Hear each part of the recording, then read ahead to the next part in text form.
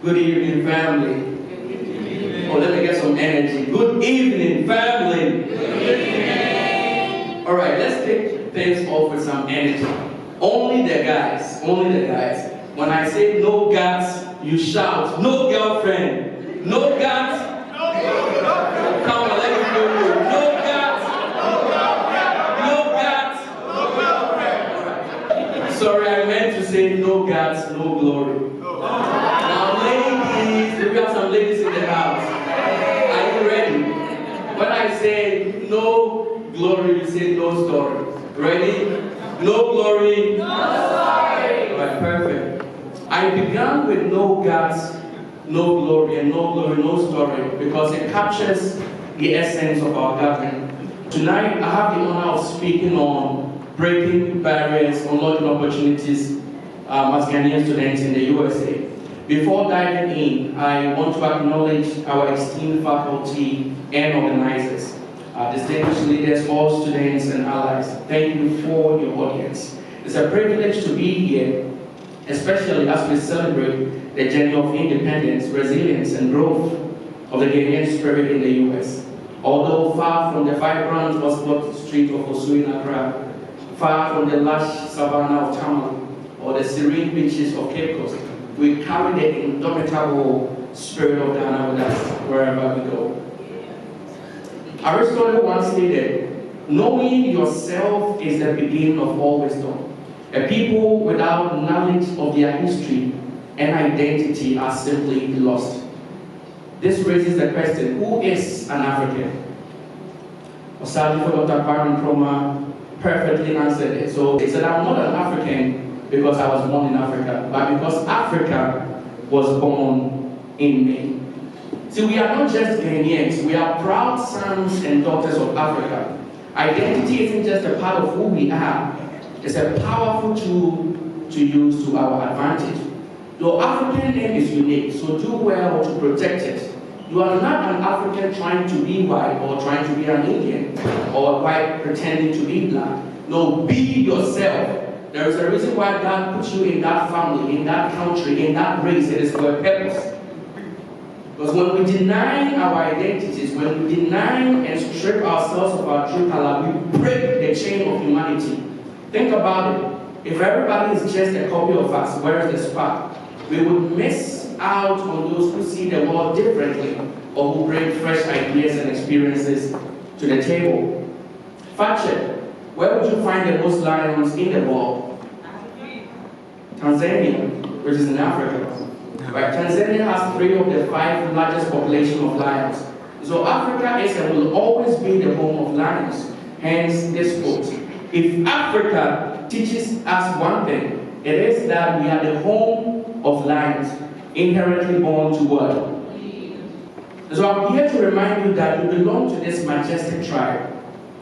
As lions are the kings of the jungle, you embody royalty, kings and queens in your own right. And this is just a gentle reminder to embrace your fearless nature and let this be a settled reality. Challenges in life will always be there. Challenges may shadow you, but they cannot dim your innate strength as a lion or lioness. So never, and I repeat, never succumb to the pressure to blend in, but you were born to stand out and lead. And that's why you've come to spaces like this, so that your consciousness is awakening.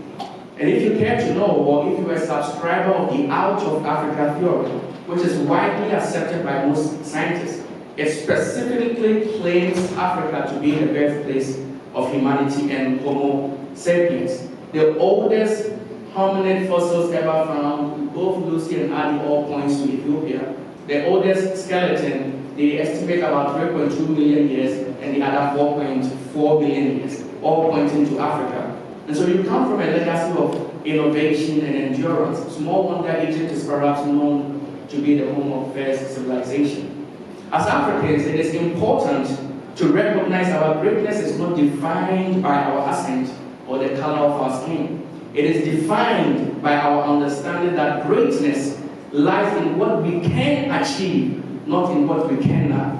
As someone said, greatness comes in cans, not in cans. Can I hear you say, yes, we can? Yes, we can. So there is no race superior or inferior to the other. There are only superior minds. It all boils down to the development of the mind. Right? When you step off that plane into the US, you didn't just cross an ocean, you entered into the land of opportunities. Albeit with barriers to overcome, with barriers to break. And I understand that navigating the academic, social, and financial system often feels like they are not designed for us. Echoing Kendrick Lamar's sentiment, they don't like us. They don't like us. I've been there, staring at the syllabus, wondering how to juggle assignments whilst working a full-time job. Or hearing, can you repeat that? Because my Ghanaian cadence stood out.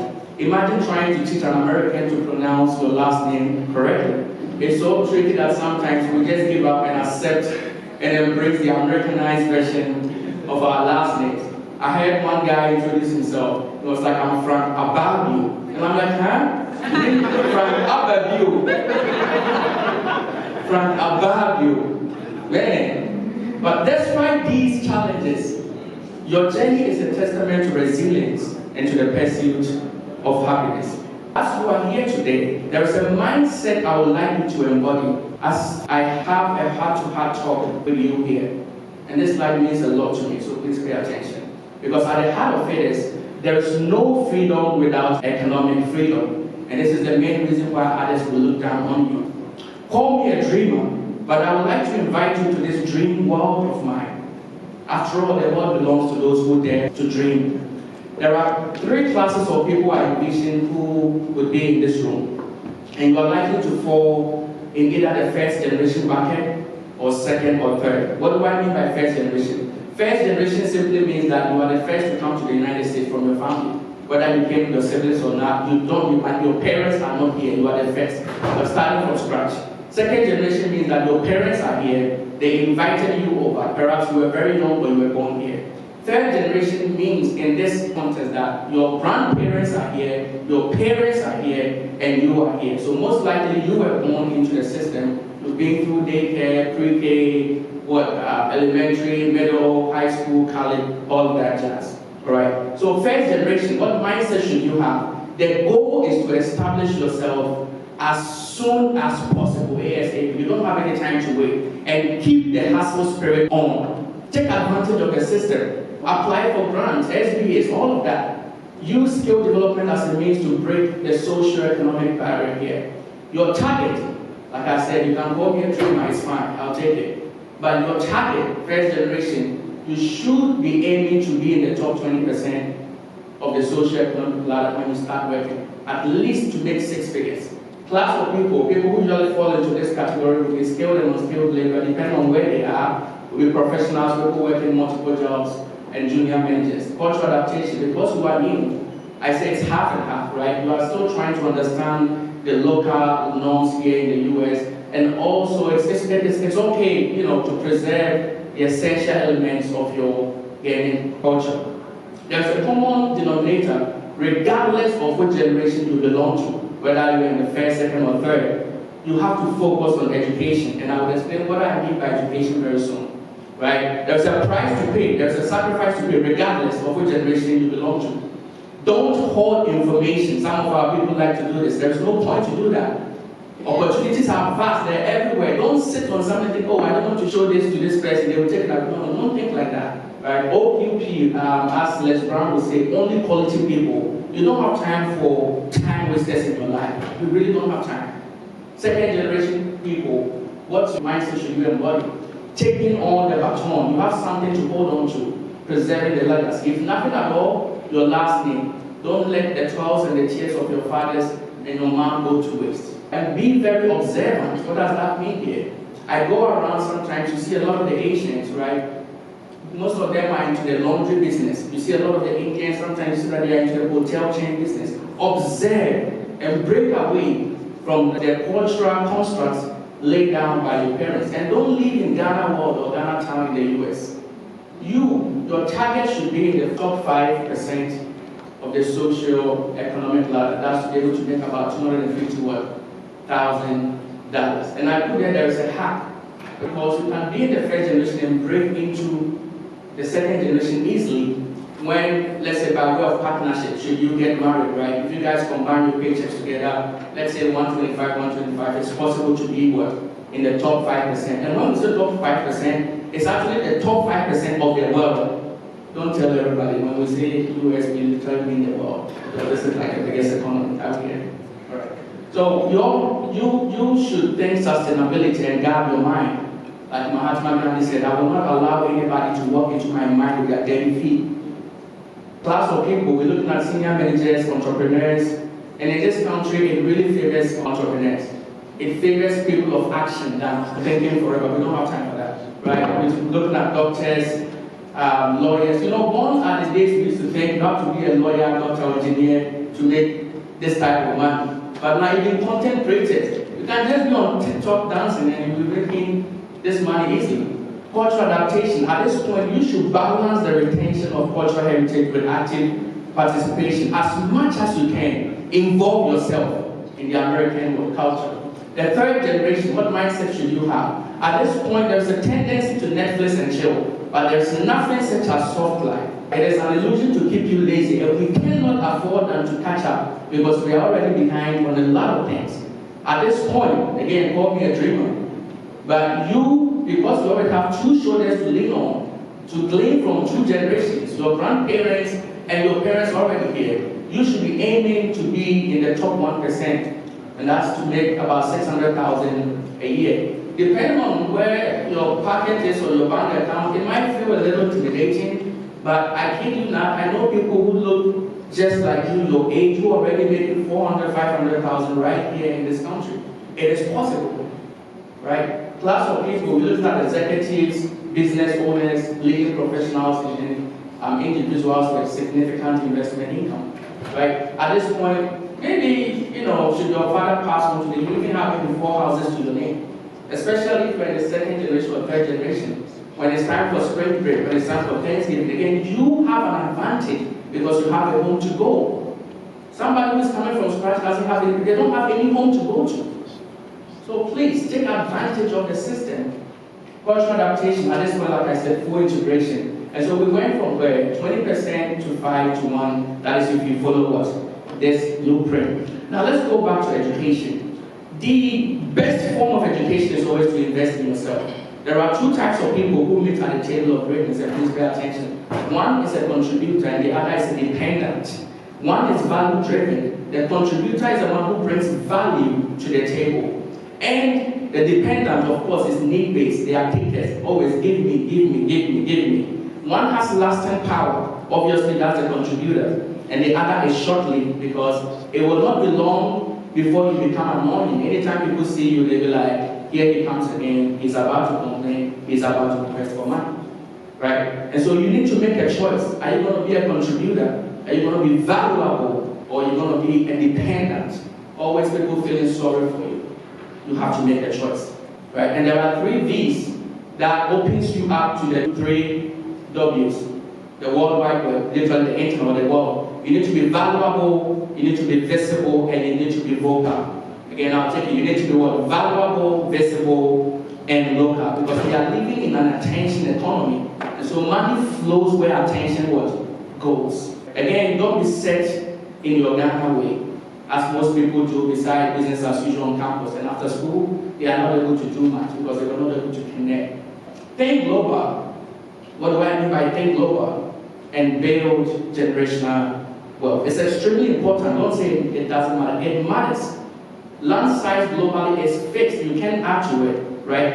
And you are a citizen of the world. That's why I said think global. Don't box yourself or limit yourself to just Ghana and the US. Last week I was in Bahamas.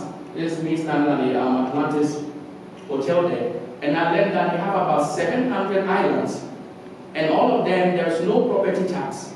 The average land size there is about $80,000. If you build a house or you buy a land there, you own it forever and you can pass it on to your unborn generations. Oprah Winfrey, the likes of Michael Jordan, a lot of people have already bought properties in some even islands there. Think global. People are flipping houses in Italy just like you, getting folks just like you, buying it, you know, from auction about $30,000 and flipping it, making twice that amount, of course, with some innovations. So think global and build what? generational wealth. Real estate, I know one woman who just cashed out over $200,000 from a house she bought 9 years ago. When you start working, put this, make it number one priority. The only business that is real estate. Don't tell everybody I said that. Real estate, right? You need some exposure to the S&P 500, which of course typically not a guarantee, but typically doubles every 7 years. And you know, you can have some fun with some crypto 5%. Our president just signed the executive order for the strategic Bitcoin reserve, so it has come to stay, and some, you know, other business portfolios. You see, what am I trying to communicate here? When we put in the work, we lighten the burden on the next generation, and we give them a solid foundation to stand on. Case in point, right? I was 25 before I had my first flight, and I was 36 before my first ship or cruise experience. My last born is only 6 months, and guess what? He's already been on multiple flights, and he's already been on a cruise. So his experience will be far better than mine, and my prayer and my wish is that he will go farther than what I can ever go, because he has an advantage. That's what I'm saying. We have to put in the work. And so barriers are not here to stop you, they are here to be broken. Barriers don't define your story, they refine it. Every no you hear, every late night study session, every cultural misunderstanding, these are arsenals. Barriers need to build bridges. There's nothing such as wasted time or resources when it comes to the barriers you've broken. So take your time and break more. And here is the amazing part. You neither have to fight or build alone. No. In fact, none of the big names you know ever built their empires or quote-unquote bridges alone. Let's look at two profiles real quick. Steve Jobs, right? Grew up in Silicon Valley, loved electronics, and then after breaking the barrier of building the first Apple computer with Steve Wozniak, success followed, right? Aliko Dangote of the Hausa ethnic group, raised in Nigeria from a very humble home, he pursued entrepreneurship, and then became the founder of Dangote Group. So that leads me to this point. You notice that I highlighted all the and thens because that's the connector to take you from where you are to the next level, and there's no way around it. This is what we refer to as the and then moments of life, or ATM for short.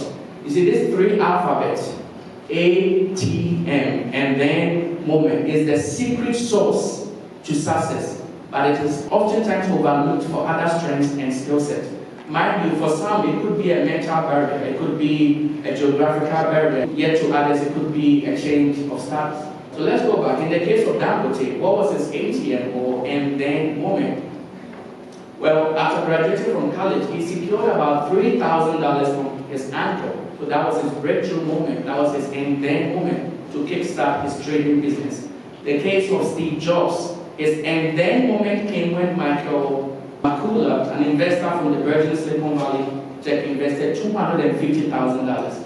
And so and then moments can be relationships, it can be the bonds we create and cherish. So it's not just about dollar checks and investments.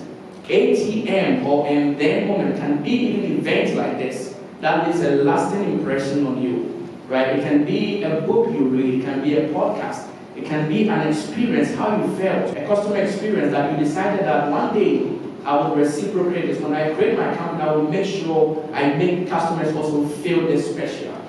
So we just need to be conscious of this moment when they come, because these are kairos moments, if you will, that changes everything and helps us to break barriers. Let me use myself, my own ATM.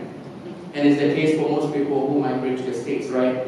I came to the States, I studied hard, I got into IT, furthered my education, and then pursued my childhood dream of being an author and a speaker, and here I am. But this story might sound good, but it's not complete, because it lacks the ATMs, or my ATM, my and then moment, which is perhaps the most important element that actually made a trick or did a trick, right? Make things happen. We all know when you come here, the first home you live can either make or break you. The first home you live in can either make or what? Break you, depending on what they say to you. So me having my big brother, who was already in IT, was a big influence on me. It was literally like I had a cheat sheet. They have done a bunch of interviews, you know what to say, read this, do this. So, but I would just say, oh, I came to the state, I studied hard, got into IT. But it's missing my what and then moment that I had a big brother who played a huge role in me securing a job in IT. And so you realize that when I was speaking, it was almost like I couldn't move forward without using the phrase "and then." So why do you think you can somehow magically get to your destination without having your own and then moment? So let's share a similar campus experience. It will go like, oh, I met with Michael and he connected me, and then Michael connected me to, let's say, GSU community on WhatsApp, right? Or I met with this Indian and then he connected me to this group on GroupMe, which really helped me to ace my assignment. Okay, I've been a student before. Sometimes they literally did all the legwork for you, just copied and sent it back 11:59. You have to submit your assignment by 11:59, right? And so the and then moment can lift you up far beyond your academic priorities, as they have the capacity to unlock resources, knowledge, and opportunity. So be good to people, be respectful of people, because you never know. The tables can turn real fast. That's why we say the people you meet on your way up, they are the same people you meet on your way down. And as I'm talking, I'm sure some of you are reflecting or recounting your own and then moments. So the point is to be very intentional in building and managing relationships, because people are adults. And before you leave here, I hope you take a moment to be someone's ATM. What do I mean by that? Connect. Anytime we break barriers and build bridges, there are doors we gain access to. I call these the doors of freedom. And truly speaking, everyone on earth wants access to these doors. Number one, the door of financial freedom. Money is power. And it gives us the power of choice. It also has a way of boosting your confidence, the door of mobility. Having access to the world is a powerful thing. You have an edge because when it comes to partnerships and doing global business, you can have all the money in the world, but somebody will say Dutch passport is okay, let me stop it there. But your American passport, if you have one, is a powerful thing. The door of freedom of expression, it takes you away from the silent generation. You will be in meetings where you have real consent, but you cannot speak up, or you lack the ability to speak up until somebody shows you the way. And then it becomes an and then moment for you. Like, this guy is brave. Like, he's able to articulate his words, speak up, and still be respectful at the same time. So you're able to learn and pick a cue from this guy. Time. A poor man will decide to spend 14 hours in a train, whilst a wealthy man will use 2 hours to fly to reach the same distance. Here, it could be that you truly don't have the money, which is okay. But then there's what we also call the poverty of the mind. Instead of paying, you would think, I'd rather spend 14 hours in the train. Remember, time lost can never be what? Regained. And time is life. Right? Because the currency of life is time. And the door of what? Growth. Growth is change, and change is inevitable. It is not the strongest. But Charles Darwin, that survives, of the species that survive, or the most intelligent. It is the one who is most adaptable to change, right? And so speaking of growth, if you are not growing by acquiring new skills, you are basically just wandering through life. The AI revolution is already in motion, and sadly, if you are here or you are aspiring to be in any of these jobs, just know that you will be replaced sooner or later. I mean, these are the fastest declining jobs. Accounting, for one, is becoming a graveyard. Lawyers, even doctors. Why book a virtual appointment when I can get faster and better counsel from ChatGPT in seconds? But everything in context. It's not everything you will get from ChatGPT. But there's a lot of debate even with doctors right now. We send something to a legal department. 5 days now, we haven't received a response. ChatGPT has already given my wife and myself the response to me in just a few seconds. So what do you do then? You need to reposition to the top running jobs. Talk of big data, talk of fintech, talk of cybersecurity, DevOps. These are the areas you should be looking into. At the end of the day, you must be so good. This should be your mindset. You must be so good at what you do that when you walk into any room, you don't need an introduction. All you hear is, this is a man or this is a woman who needs no introduction. You don't have to be like Einstein, but be like Einstein in the sense that it was so good to the point that they literally offered, they wanted to make him the president. They gave him that offer, and he declined and said no in 1952. Right? And I love this quote from Khalil Gibran, who says that the goal is to advance and never halt, for advancing is perfection. Long story short, be a lifelong learner. These are the top 20 richest people in Africa. And sadly, Ghana, the first country to gain independence, I don't see our name on the list, and our currency is heavier. South Africa pops up about 6 times. Ghana is nowhere. Nigeria shows up about 4 times. No competition, guys, no competition. It's all out. But I'm just saying, we need to go past Ghana Jollof and Nigeria Jollof beef. And really get serious. Right? Because Ghana is running behind, and time is not our friend. Africa has limitless opportunities, but most of the time they are wrapped up in chaos. What do I mean by that? You go to the bus station or the trotro station, chaos. Most places you turn, chaos. But the problems in Africa, they are to your advantage. Because more problems simply means more opportunities. Money hides in problems. Money hides in people. And Africa has the multiplying effect. It can fast track your way to wealth creation just like that.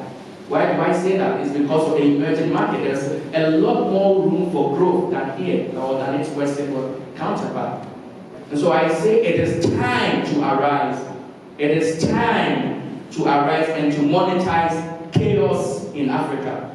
Because right now Ghana is at the mercy of thinkers. So don't just complain. Think creatively and propose solutions. And as far as solutions, you need to contextualize your solutions through the lens of Africans, else you will be disappointed. And this is very important. The system can frustrate you, understandably so, but your impact will echo far beyond the frustration. So again, it is time to arise. And your own ATM, your own and then moment could be that you stumble on an idea, literally. America has everything. All the innovations you can get, all the inventions, you can literally plug and play with just a minor tweaks and it will work. Like I said, you need to contextualize it and it will work. Learn from Alibaba, that's what he did. That's what Jack Pa did. He saw something he thought it was a weakness. eBay was charging the users fees, like membership, and then he rather charge the sellers membership fees. And it really helped the small businesses and medium-sized businesses to thrive. Right? Sam Jonas said this one time, and it really hit me. And he said, America needs you less than Ghana. America needs you less than Ghana. Take this to heart. And if America needs you less than Ghana, then automatically Africa needs you more. You really think you are that special that America hasn't seen your kind before? Greatness is a choice. And if Ghana is going to be great, we need to make a choice. It's hinged on 4 things if you're going to be great. The quality of your thoughts, by how you think about yourself and the world around you. As a man thinks, so is he. If you think you're a king, you're a king. If you think you're a slave, you're a slave. If you don't respect yourself, nobody will. And by the questions you are brave enough to ask. So don't be afraid to challenge things that don't seem right to you. By the relationships you keep and the networks you grow, and by your personal commitment to growth. So as I wrap up here, every barrier you break, every bridge you build, every opportunity you seize or you unlock, it is not just for you. It is for that child in Accra, also dreaming, is it possible that I can be in an Ivy League school? It is for that child who is still dreaming of the possibility that you are living that dream right now as your reality, that I want to be at Georgia Tech, I want to be at Georgia State University. You have some Panthers in the building. It's not just for you. It's for that child dreaming that it is possible for them to also be in school here. So whether you are conscious of it or not, Ghana is waiting on you and cheering you on to soar. And so this is not the time to compete amongst ourselves. There's no point for that. It is time to change the storyline and to fight the battles our forefathers never won. So the point is simple. You win, Ghana wins. Your win is Ghana's win. So don't give up. Hey folks, it's a joy to be in the room. Remember, no gods, no government, sorry, no guts, no glory. No guts, no glory. And no glory, no story. To break barriers, you certainly need to have some guts. And I hope I've been able to supply you with some dosage of guts in the form of value in this presentation. Once again, thank you so much for the